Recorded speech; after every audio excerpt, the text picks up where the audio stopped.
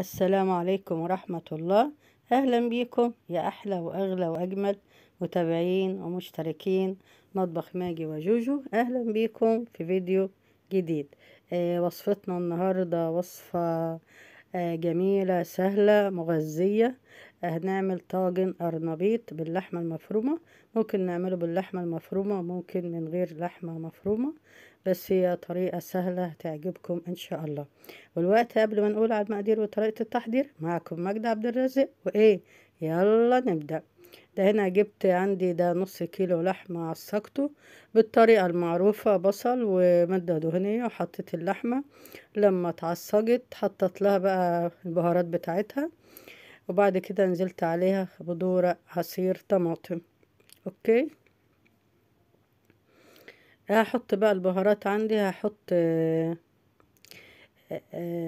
ملح، كمون، فلفل اسود، واسيبها بقى ايه لما تتسبك. في الاثناء دي انا كنت بسلق القرنبيط، سلقته، حطيت ميه فيها ملح فيها كمون، وسبتها حوالي 10 دقايق كده بس يغلي، عشان ايه ما يتريش مني. شايفين شكله لما غلى ازاي؟ ونبقى نقلبه، نخلي العنقود ده من تحت. بعد كده صفيته، بعد 10 دقايق رحت مصفيه. ممكن نفتح عليه الميه عشان نوقف عملية التسوية. بعد كده جبت بولة فيها 2 بيضة عليها ملح وفلفل.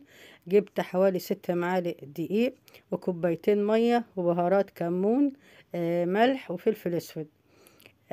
هنقلب بقى البيض بالمضرب، واي بهارات تحب انت تحطيها حطيها.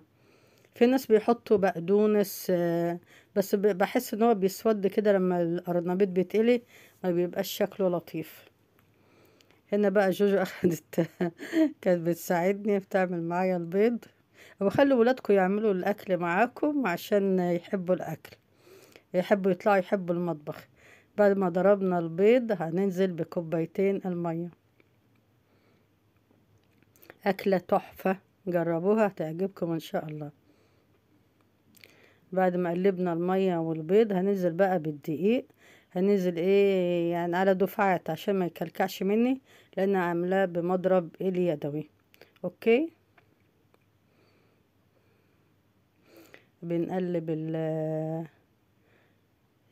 الدقيق مع المكونات. انا كده حسيت ان هو كان طري يعني، فحطيت معلقتين دقيق تاني عشان القوام يتظبط. بظبطوا انتوا القوام بقى، وعشان ايه بيختلف بقى دقيق من نوع لتاني. هي جوجو عمالة تقلب اهي، كانت مبسوطة اوي هي بتقلب معايا. بعد كده نزلت، هي لسه عمالة تقلب.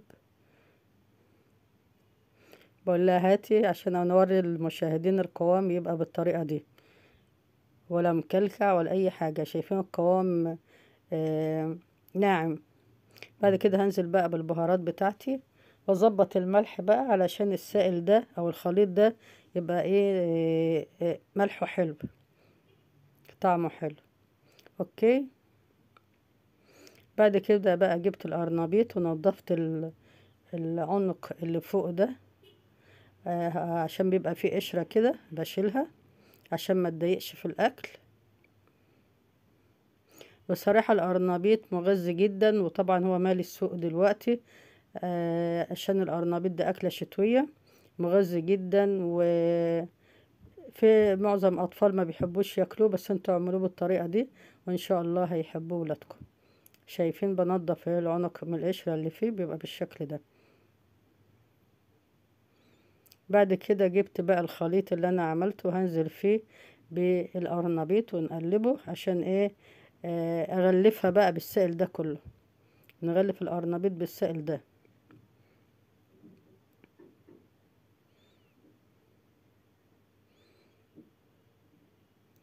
جربوها بالطريقة دي، جربوه بالطريقة دي هيعجبكم ان شاء الله. بعد كده رحت ايه حاطه سخنه طاسه فيها زيت، وقليت القرنبيط فيه بقى بالشكل الجميل ده، الشكل المقلي الجميل ده. في ناس تحب تاكله مقلي كده، بس انا بصراحه ما بحبهوش مقلي، بحبه بالصلصه بيبقى اطعم. بعد كده الصلصة عندي اهي بتكون سخنة، والقرنبيط لما اتحمر كله اهو. احضر بقى الطبق، جبت بايركس، ممكن اي صينية تدخل الفرن. بحط جزء من الصلصة اللي عندي، وتكون سخنة اهي لان هحطها في الفرن عشان تغلي على طول.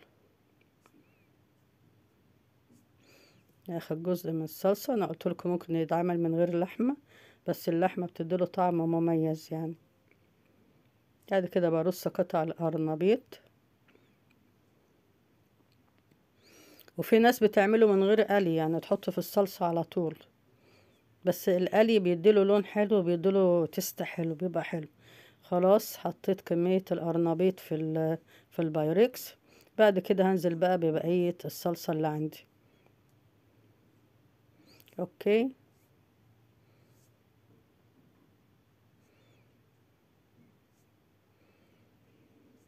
بعد كده خلاص هدخلها بقى الفرن لغاية لما تتحمر والقرنبيط يتشرب الصلصة. ودي لما طلعت من الفرن بصراحة كانت ريحتها تحفة، وكانت مالية الدنيا.